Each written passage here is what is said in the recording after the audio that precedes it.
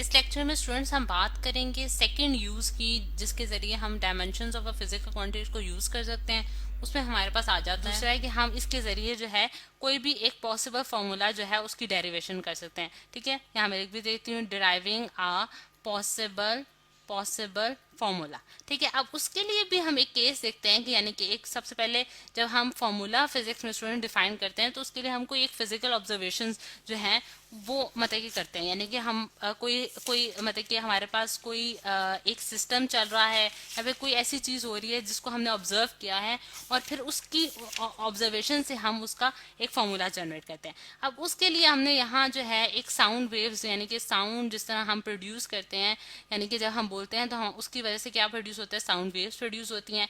और sound waves जो है जैसा कि आप पढ़ चुके हैं कि लॉन्गिट्यूडनल वेव्स हैं। ठीक, और लॉन्गिट्यूडनल वेव्स जो हैं यानी कि ये साउंड वेव्स जो हैं इनकी डिपेंडेंस किन चीज़ों पे होती है।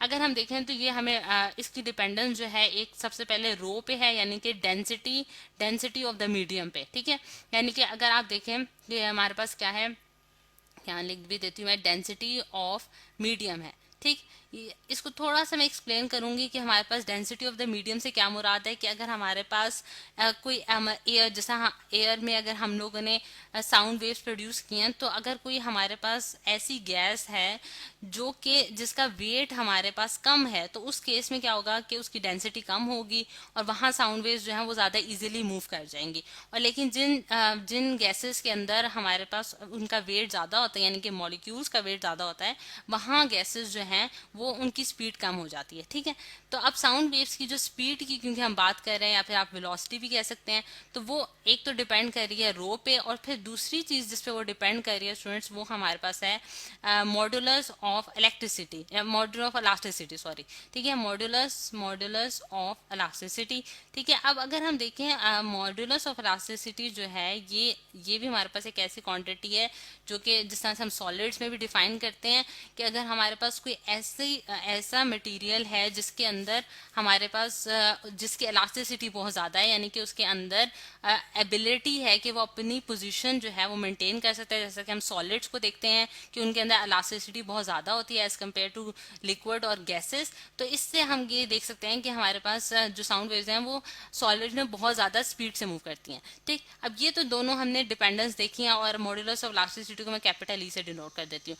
अब ये इनकी डिपेंडेंस जो है उसके जरिए हम साउंड वेव्स की स्पीड को जो है फाइंड आउट करना चाहते हैं, लेकिन हमें उसका फॉर्मूला नहीं पता, यानी कि फॉर्मूला जो है वो हम नहीं जानते कि इसका क्या है। तो उसके लिए हम क्या करेंगे कि डायमेंशन एनालिसिस का फॉर्मूला मेथड यूज करेंगे और इसका फॉर्मूला जनरेट करने की कोशिश करेंगे। अब वी जो है वो हम कहते हैं कि डायरेक्टली पोर्शन, यानी कि वी जो हमारे पास साउंड वेव्स की स्पीड है स्टूडेंट्स, वो डायरेक्टली पोर्शन है रो, यानी कि डेंसिटी ऑफ द मीडियम, और उसकी मैंने पावर ए लिख दी क्योंकि मुझे इसकी पावर मालूम नहीं है, तो इसलिए मैंने उसको ए का नाम दिया। और ए जो है वो हमारे पास कोई भी वेरिएबल हो सकता है। ठीक है, और ई इसी तरह मल्टीप्लाई बाय ई और उसका वेरिएबल मैंने बी कर दिया, और ए और बी मेरे पास यहाँ अननोन है और इनकी वैल्यूज मैं फाइंड आउट करूंगी। और ये मैंने डायरेक्टली प्रोपोर्शन का साइन डाला है स्टूडेंट्स। और जैसे कि आप जानते हैं कि डायरेक्टली प्रोपोर्शन को हम जब इक्वालिटी में चेंज करते हैं, यानी कि प्रोपोर्शनैलिटी को जब हम इक्वालिटी में चेंज करते हैं, तो हम कोई ना कोई कांस्टेंट पुट करते हैं। यहाँ मैंने कांस्टेंट पुट कर दिया, कांस्टेंट इंटू रो ए इंटू ई बी। ठीक है स्टूडेंट्स, ये हमारे पास एक इक्वेशन होगी, यानी कि ये इक्वेशन है, यानी कि जो फॉर्मूला जो कि हम ड्राइव करना चाहते हैं। लेकिन इसमें ए और बी हमारे पास क्योंकि अननोन है, तो उसकी फाइंडिंग के लिए, यानी कि उसको मालूम करने के लिए हम एक पूरा प्रोसेस चलाएंगे कि जिस तरह से अगर हम डायमेंशन एनालिसिस का प्रोसेस है, वी जो है अब इसकी डायमेंशनली में वी को मैंने स्क्वायर ब्रैकेट्स के अंदर डाल दिया है। कांस्टेंट क्योंकि हमारे पास एक मतलब कांस्टेंट टर्म है, तो उसके लिए हम मतलब वो कोई यूनिट नहीं है उसका कोई, तो इस वजह से कांस्टेंट को मैंने एज इट इज लिख दिया है। और फिर मेरे पास यहाँ रो आ जाएगा, रो की पावर ए, और फिर मेरे पास ई और उसकी पावर बी हो जाएगा। ठीक है, अब मैं वी की जब डायमेंशन डालती हूँ स्टूडेंट्स, तो वी की डायमेंशन हम पढ़ चुके हैं, एल टी की पावर -1 होती है। ठीक है, और कांस्टेंट मेरे पास स्टूडेंट्स एज इट इज आ जाता है। और फिर मेरे पास आ जाती है डेंसिटी। अब डेंसिटी जो है वो हमारे पास क्या है, मैस पर यूनिट वॉल्यूम। तो अगर मैं इसकी डायमेंशन निकालूं मैथ्स के लिए मैं कैपिटल M यूज करूंगी। एल जो है नहीं V जो है वो हमारे पास क्या है वॉल्यूम, यानी कि वॉल्यूम क्या होता है length into width into height, जैसा कि हम पढ़ चुके हैं लेंथ इंटू विड्थ और इंटू हाइट, ठीक है। और विड्थ हाइट और लेंथ का फॉर्मूला जो है वो मतलब कि जो इसका यूनिट है वो L है, तो L की पावर क्या हो जाएगा -3, यानी कि न्यूमिनेटर से जब हम डिनोमिनेटर से जब हम न्यूमिनेटर में जाएंगे तो -3 उसकी पावर आ जाएगी और होल की पावर A हो जाएगा। और E जो है क्योंकि हमारे पास इलेक्ट्रिक मॉड्यूलस है और इलेक्ट्रिक मॉड्यूलस का फॉर्मूला जो हमने पढ़ा हुआ है वो हमारे पास क्या है स्ट्रेस डिवाइडेड बाय स्ट्रेन, यानी कि स्ट्रेस डिवाइडेड बाय स्ट्रेन जो है वो इसका फॉर्मूला है। अब स्ट्रेस जो है स्टूडेंट्स वो चीज़ है, यानी कि जिस तरह से हम प्रेशर को डिफाइन करते हैं तो वो भी स्ट्रेस ही कहलाता है हमारे पास, यानी कि फोर्स पर यूनिट एरिया जो है वो हमारे पास क्या होता है स्ट्रेस होता है। और स्ट्रेन जो बेसिकली हमारे पास एक यूनिट लेस क्वांटिटी है जो कि हमारे पास क्या है change in length divided by original length. तो अगर हम इसका फॉर्मूला स्टूडेंट्स अब इसका यूनिट अगर मैं निकालना चाहूँ तो मैं किस तरह से निकाल सकती हूँ कि अगर हम देखें तो E है हमारे पास यहाँ फोर्स जो है वो फोर्स पर यूनिट एरिया और divide by capital and change in length divide by original length, ठीक है। तो अब इसकी डायमेंशंस जो है यानी कि इसको यूज करते हुए हम इसकी डायमेंशंस डालेंगे।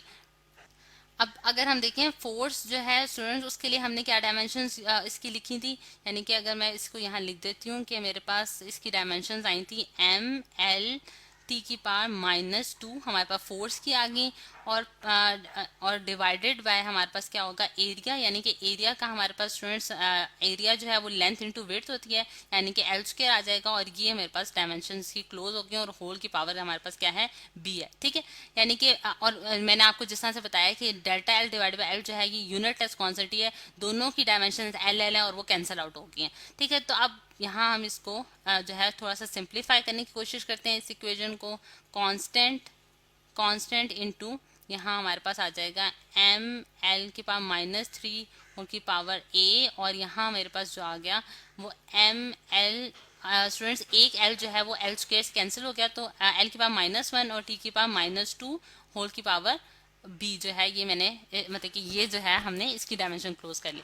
अब अगर हम स्टूडेंट्स अब हम इन दोनों क्वांटिटीज़ का जो यानी कि हमारे पास लेफ्ट हैंड साइड को हम राइट हैंड साइड से कंपैरिजन करेंगे। जब लेफ्ट हैंड साइड को राइट हैंड से कंपैरिजन करती हूँ तो मैं हर डायमेंशंस को देखूंगी इंडिविजुअली, यानी कि सबसे पहले अगर मैं L को देखूँ यानी कि L की डायमेंशंस देखूँ तो यहाँ L की डायमेंशंस अगर देखें तो हमारे पास +1 है, यानी कि L की पावर जो है वो 1 आ रही है, यानी कि उसके ऊपर कोई A B C नहीं है बल्कि 1 है, ठीक है। और यहाँ अगर हम देखें तो L की पावर जो है वो -3A है, ठीक है। और यहाँ मैं इसकी ब्रैकेट क्लोज कर देती हूँ और यहाँ जो है और L की पावर जो है वो L की पावर -B है, ठीक है। ये चीज़ होगी, यानी कि मैंने दोनों साइडों पे L की इक्वेशंस को कंपैरिजन किया है, ठीक। फिर उसके बाद अगर हम देखें कि हमारे पास जो सेकंड आ जाती है T की पावर आ जाती है। T को अगर हम देखें स्टूडेंट्स T जो है उसकी पावर उसके ऊपर कितनी है -1 है और यहाँ अगर हम देखें T के ऊपर जो पावर आ रही है वो क्या है -2B है, ठीक है, -2B है, सही।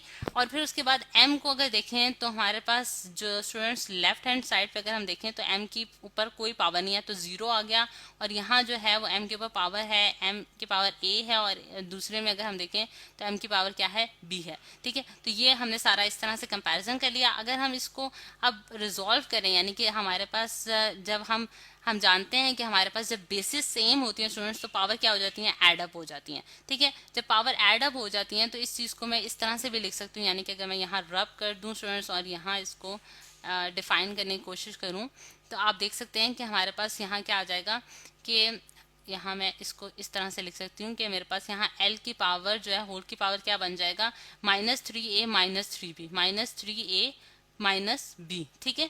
ये आ गया क्योंकि बेसिस सेम है और पावर्स ऐड होंगे और ये तो एज इट इज रहेगा। और यहाँ अगर मैं लिखूँ तो मेरे पास क्या आ जाएगा बेसिस सेम है तो पावर्स ऐड हो जाएंगी तो A + B आ जाएगा, ठीक है। अब मैं पावर्स को अगर कंपैरिजन करूँ क्योंकि बेसिस सेम है और पावर जो है वो आपस में उनका कंपैरिजन किया जा सकता है तो हर इक्वेशन में यानी कि इसमें और इसमें तीनों इक्वेशन में इनका कंपैरिजन करूँ तो मेरे पास जो 3 इक्वेशन बनती है वो 1 = -3A माइनस बी बनती है। एक मेरे पास इक्वेशन ये आ गया स्टूडेंट्स। दूसरी मेरे पास इक्वेशन आई है -1 इज इक्वल टू -2b, और फिर थर्ड इक्वेशन मेरे पास आई है 0 is equal to a plus B. अब इन दोनों इक्वेशन, ये हमारे पास बहुत सिंप्लीफाइड इक्वेशन है, इनके जरिए मैं अगर इस इक्वेशन के जरिए देखूं तो मेरे पास b की वैल्यू आई है 1/2, ठीक है, और ये वाली वैल्यू 1/2 अगर मैं इसमें पुट करूं तो मैं a की वैल्यू निकाल सकती हूँ -1/2, यानी कि b माइनस a के बराबर है, a is equal to minus B है। तो फिर इस वजह से मैंने b की a की वैल्यू जो है वो निकाल ली। अब स्टूडेंट्स a और b की वैल्यू मेरे पास निकल आई है और मेरे पास जो है वो मेरा सारा कुछ जो है वो सॉल्व हो चुका है। अब मैं ये a और b की वैल्यू जो है सिंपली इक्वेशन 1 में पुट कर दूंगी, जो कि मैंने पहले कैलकुलेट की है। तो मैं उसको देख सकती हूँ कि मेरे पास क्या आ जाता है, v is equal to constant, ठीक है, कॉन्स्टेंट इंटू रो। अब आप देख सकते हैं रो ए बी है हमारे पास रो, और उसके ऊपर मैंने ए की वैल्यू जो डाली है वो -1/2 डाली है, और ई की पावर जो है वो मैंने क्या डाली है 1/2, ठीक है। तो ये मैंने इसकी दोनों की ए और बी की वैल्यूज पुट कर दी। तो मैं देख सकती हूँ कि मेरे पास जो फॉर्मूला बन रहा है स्टूडेंट्स वी का, यानी कि हमारे पास जो एंड रिजल्ट आ रहा है वो क्या है, constant e divided by rho whole की पावर 1/2। और फिर मैं इसको सिंप्लीफाई करके किस तरह से लिख सकती हूँ स्टूडेंट्स, कॉन्स्टेंट, और इसको मैं अंडर रूट लिख सकती हूँ ई डिवाइडेड बाय रो। तो स्टूडेंट्स ये है हमारे पास फॉर्मूला जो कि हम लोगों ने निकाल लिया है किसके लिए, speed of the sound waves के लिए, ठीक है। और जिससे मुझे पता चल गया है कि ये डायरेक्टली पोर्शन टू ई है और इनवर्सली पोर्शन टू रो है। तो स्टूडेंट्स ये है हमारे पास बेनिफिट्स जो कि हमने हासिल किए हैं डायमेंशन एनालिसिस के मेथड से, और हमने फॉर्मूला जनरेट कर लिया है स्पीड ऑफ द साउंड का।